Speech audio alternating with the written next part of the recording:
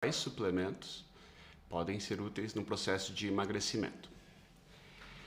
Esse é um assunto que vale bastante a pena ser discutido, tá? Porque, como o próprio nome diz, se tratam de suplementos. Portanto, por definição, eles não seriam obrigatoriamente necessários.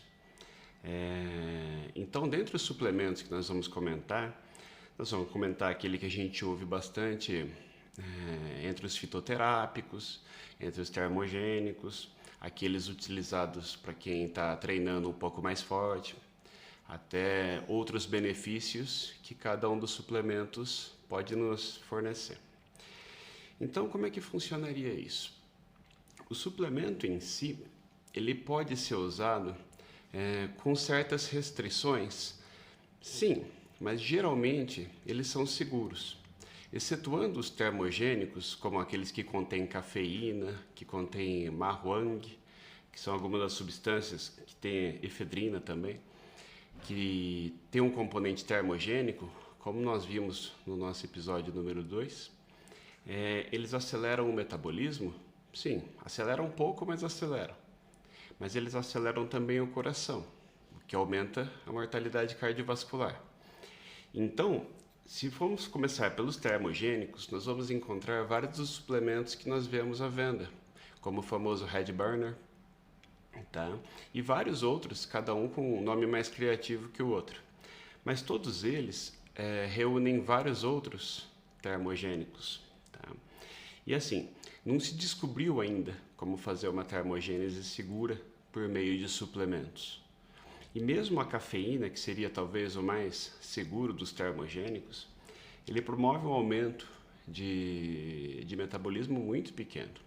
Tá? Tem estudos que mostram que ele faz queimar 30 a 50 calorias a mais por dia. Isso não é praticamente nada. Então, o termogênico, então, para ter um efeito eficaz, algo suficiente para promover a perda de peso, ele inequivocamente vai levar a um maior risco cardiovascular. Portanto, esse é o suplemento que nós temos que ter mais preocupação, que é aquele que pode realmente retirar a nossa saúde. Tá? Então, eu queria começar falando dos termogênicos porque eles são os mais famosos e como muitos deles são vendidos sem receita, as pessoas conseguem tomar doses até suprafisiológicas, acima das recomendadas. E com certeza elas vão ter as consequências disso. Tá? Então, esse só peço que vocês tomem um pouco mais de cuidado. Outros suplementos que eles não são necessariamente perigosos, como o picolinato de cromo, a gente vê bastante isso em formulações dos colegas. Mas qual é o principal problema de substâncias como o picolinato de cromo? Nós não temos grandes evidências científicas. Tá? Os estudos com esse tipo de substância, geralmente eles são muito pequenos. Tá? Tem até estudos com o picolinato de cromo, no sentido de aumentar a massa magra, que foi feito com 38 jogadores de futebol. Qual que é o poder estatístico de um estudo destes? Então, muito do efeito desses suplementos, ele decorre do efeito placebo. Então, o que é o efeito placebo? A pessoa é informada que aquela substância vai promover tal efeito e o usuário, ele acredita naquele efeito e começa a perceber diferenças. Geralmente, esses suplementos eles não são tão baratos. Então, isso falando sobre a dissonância cognitiva, que nós falamos no episódio anterior, nós fazemos de tudo para dar substância às nossas decisões, mesmo que sejam decisões erradas. Então, se eu invisto num suplemento qualquer que promete tal ou outro efeito, é claro que a gente vai fazer um esforço para tentar sentir esse efeito.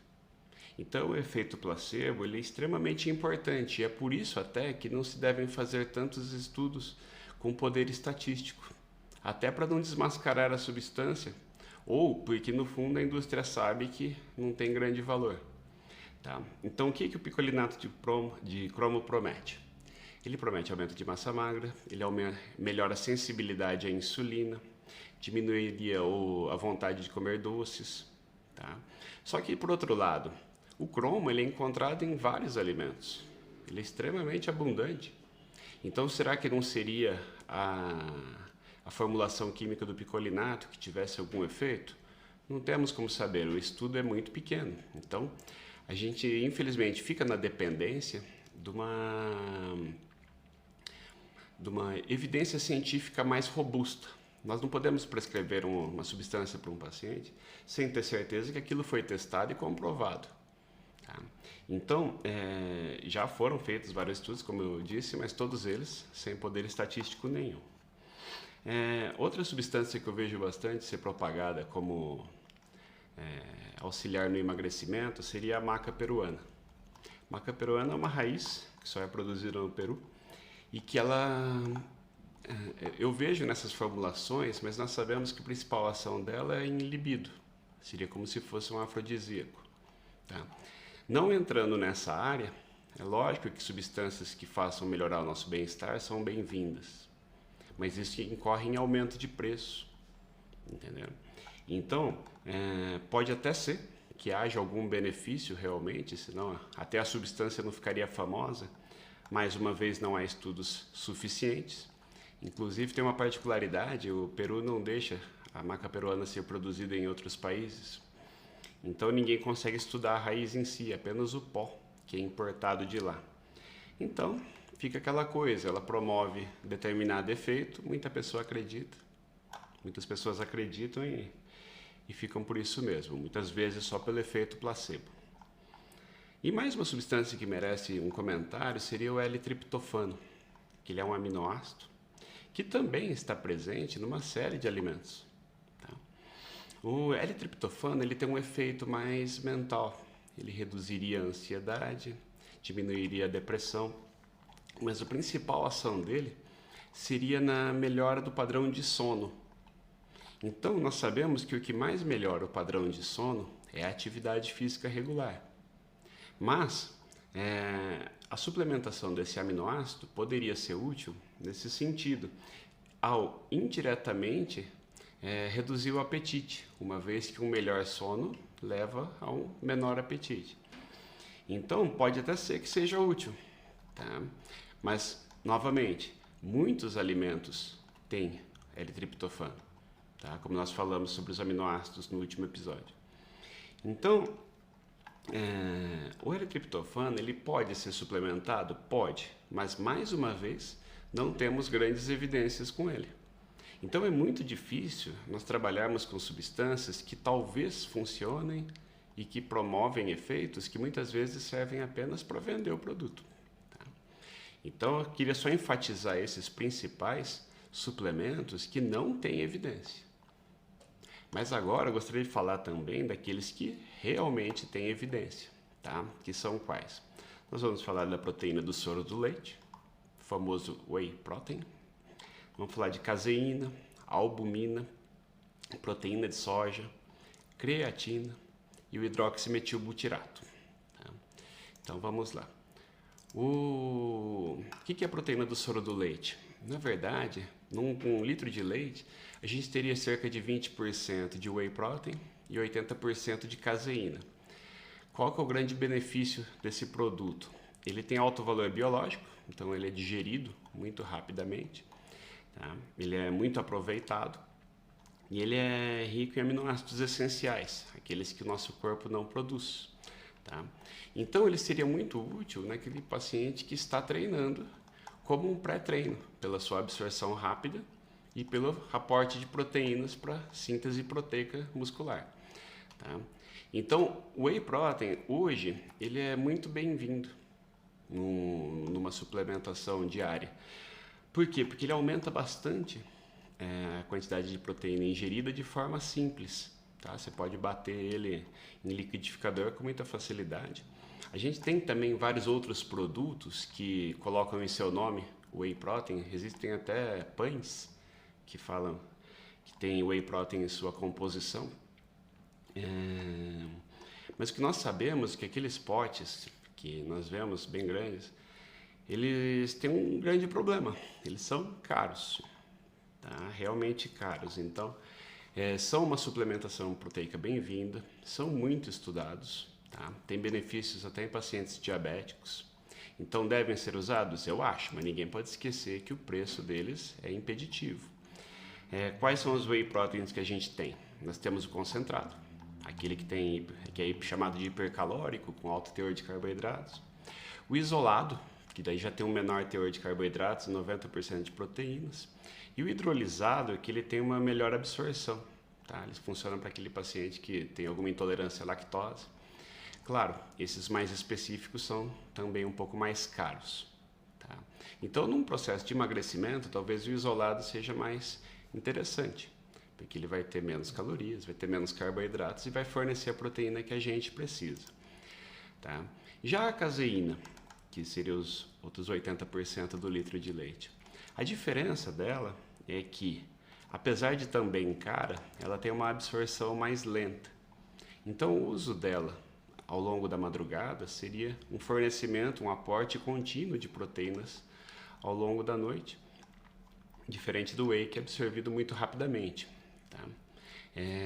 O que seria a grande diferença entre o whey e a caseína? O whey ele tem um potencial anabólico, portanto ele ajuda a construir massa magra, né? Massa muscular. Já a caseína seria um efeito anticatabólico, que seria aquele efeito para evitar a perda de massa magra. Ambos são bem-vindos, tá? E considerando que os dois têm algum custo, vale a pena comentar sobre a albumina, tá? Que é a proteína presente na clara de ovo. Onde é que está o grande benefício dela? Ela é bem mais barata e também tem uma absorção mais lenta e tem também alto valor biológico. Então essa é uma suplementação que ela reúne vários benefícios. Se nós formos comparar a quantidade de aminoácidos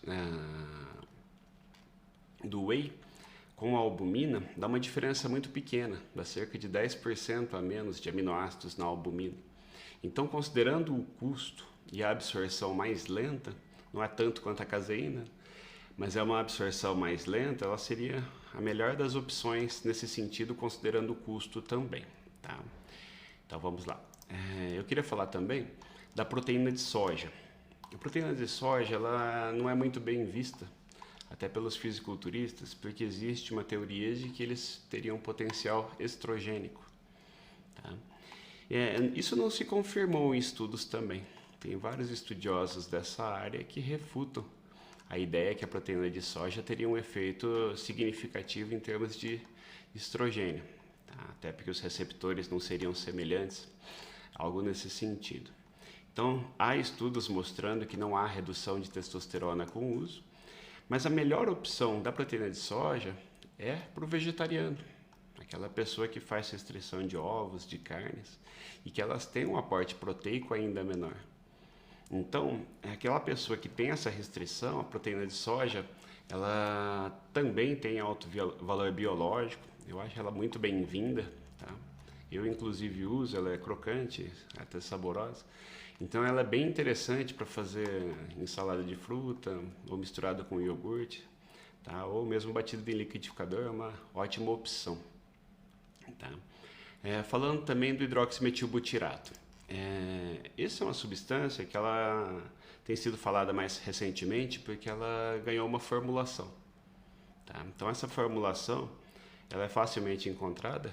Tá? Prefiro não falar o nome aqui. Mas assim, ela serve também para aquele período pré-treino. Mas a função dela é semelhante à da caseína. Seria de propriedade anticatabólica, de preservação de massa magra. Lembrando que no processo de emagrecimento, nós temos que tentar perder o mínimo de massa magra possível, para até conseguir fazer uma manutenção mais segura, é também um suplemento bem-vindo, que também não é tão barato. Na verdade, nenhum desses suplementos é tão barato assim, exceto a albumina. Então, o que acontece?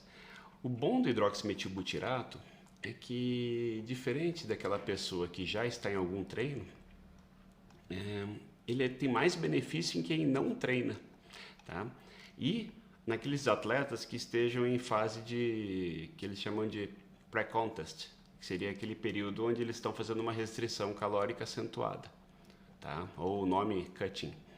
Então, nessa fase, Ele é um ótimo protetor e até simples, porque são algumas cápsulas com estudos, com benefício comprovado, tá? Então seria uma ótima sugestão, chamada hidroximetilbutirato, ou pelo seu nome mais famoso, HMB, tá? E por fim, a queridinha de todas, a creatina. Por que queridinha? Porque essa tem muitos estudos. Então ela foi estudada com muitos pacientes, foi estudada em diabetes, tá? Então, todos aqueles riscos que se propagavam, como agressão na função renal, por exemplo, todos eles foram desmistificados. Então a creatina é um ótimo suplemento para a gente incluir no nosso dia a dia. A função principal dela é de fornecimento de energia rápida. Então, se nós temos um fornecimento rápido de energia, essa pessoa vai render mais, ela vai ter um treinamento mais eficiente. Só enfatizando que toda essa suplementação ela faz sentido até mais na pessoa que treina regularmente, tá? Porque eles servem principalmente para potencializar o resultado da atividade física. Então, se a pessoa não está numa atividade física regular e ela deveria estar, o suplemento também não faz muito sentido. Tá? Então, assim, outro perigo era da função hepática. Também foi comprovado que tanto o rim como o fígado eles não têm grandes comprometimentos com o uso de creatina. E hoje, assim, é o considerado mais eficaz, tá? Para força e massa magra. Existem alguns estudos de saturação da creatina com uma dose mais alta, mas tradicionalmente se usa 3 a 5 gramas por dia de creatina por dia. Esse é altamente recomendável. Tá? Existe um outro pré-treino também, chamado betalanina, que ele é precursor da síntese de carnosina. O que se trata a carnosina? Ela é um protetor muscular, ela diminui a fadiga. Então essa pessoa ela tem um rendimento mais rápido, ela consegue se recuperar daquele exercício de força mais rapidamente. Só que a gente sabe também que uma pessoa que ingira carne frequentemente, ela já vai ter esse precursor produzido na própria carne. Então eu não precisaria necessariamente usá-la. Tá? A betalanina tem um detalhe que tem alguns riscos até em doses maiores, né? Você pode ter algum formigamento na mão. Então sempre tem que ter uma orientação para o uso desses suplementos. Então. E por fim, eu queria falar dos suplementos de carboidrato, que o carboidrato ele é muito mal visto pela sociedade, porque como nós vimos também no episódio anterior, estou fazendo propaganda dos episódios anteriores, veja que a gente já teve bastante assunto comentado aqui. O suplemento de carboidrato, as pessoas não veem com bons olhos. Quem usa mais são aquelas pessoas que querem ganhar peso, aquelas pessoas mais magras que querem ficar mais fortes. Entendeu? Então, o suplemento de carboidrato nessas pessoas ele é mais bem utilizado. No processo de emagrecimento, essa pessoa ela vai ter um maior rendimento muscular, mas ela nunca vai tomar com muita segurança. Você pega, por exemplo, a gente tem a dextrose, a maltodestrina, o chamado Aximase e a palatinose. Nessa sequência, em termos de custo e benefício. Tá? Então, qual que seria a diferença deles? A dextrose, que é o mais barato, ele tem um elevado índice glicêmico, tá? Que é o potencial de aumentar a glicemia do paciente. Então, ele pode ter um auxílio anabólico ao promover um pico de insulina, sem dúvida alguma. Tá? Só que ela pode ter até hipoglicemia, rebote, após o treino. Então, não seria a melhor das opções, tá? Apesar de ser mais barato. Da mesma forma, a gente tem do outro lado da ponta, o mais caro deles, que é a palatinose, que ele pode ser utilizado até por diabéticos, porque ele tem um baixíssimo índice glicêmico. Então, se a gente for escolher, seria o mais seguro deles para o período pré-treino. Então, no período pré-treino, se eu combino palatinose com whey, creatina e, por exemplo, a creatina, a gente conseguiria ter um benefício tanto em aporte proteico, tanto como rendimento. Aí, para aquela pessoa que treina à tarde, sim, funcionaria também como um pré-treino. Então, essas substâncias, elas fazem mais sentido naquela pessoa que está com uma atividade física regular. Essa pessoa que já tem uma atividade física regular já vai ter um melhor padrão de sono, o que elimina a necessidade do L-triptofano, por exemplo. Da mesma forma, ela vai ter um metabolismo mais estável, mais garantido, não precisando usar a cafeína, por exemplo. Essa pessoa dormindo bem e mantendo os níveis de atividade física regular, ela não vai ter a necessidade de um picolinato de cromo, tá? Que é aquele que que promete a redução da vontade de comer doces. Então, por que eu quis enfatizar isso? Que hoje, por mais que a atividade física regular é interessantíssimo como poucas pessoas fazem atividade física regular, e quando fazem apenas aeróbico. As pessoas relegam a um segundo plano a prática de musculação, que seria até a melhor nesse sentido. Ela teria todos os benefícios desses suplementos que não tem evidência nenhuma. Não só não tem evidência, como eles agem muito mais por efeito placebo. Mas as pessoas ainda não entenderam que a dieta é o tratamento. Então, como se fosse para validar o tratamento, eu precisaria estar tomando alguma coisa. Tá? Então, quem faz isso está sendo simplesmente pragmático. Está passando alguma coisa que o doutor lá me deu.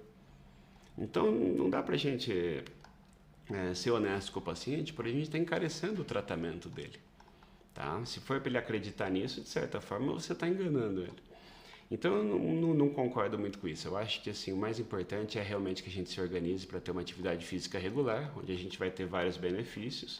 E outros suplementos como esses citados aqui podem com certeza ser úteis dentro de um contexto de performance, né? De alguém que realmente faz exercício tão aeróbico como o anaeróbico.